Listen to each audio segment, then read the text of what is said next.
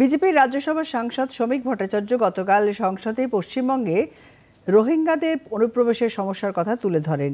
সেই বক্তব্যের সত্যতা যাচাই করতে আজ দূরদর্শনের প্রতিনিধিরা চলে যান বিধাননগরের সেক্টর 1-এর এফ ব্লকে। এখানে ভারত সরকারের শাহ ইনস্টিটিউট অফ নিউক্লিয়ার ফিজিক্সের দক্ষিণ দিকের পাঁচিল সংলগ্ন এলাকায় ঝুপড়িতে পরিবার সমেত বসবাস করেন প্রায় শতাধিক মানুষ। পৌরসভার জল সরবরাহ করা হয় এখানে। ভারতের নিরাপত্তার দিক থেকে Shah institute of nuclear physics অতি স্পর্শকাতর একটি জায়গা। তারই লাগোয়া পাঁচিলে এই ধরনের হঠাৎ গড়ে ওঠা বসতি দেশের পারমাণবিক গবেষণা কেন্দ্রের নিরাপত্তার বিষয়ে একটি প্রশ্নচিহ্ন তুলে ধরছে।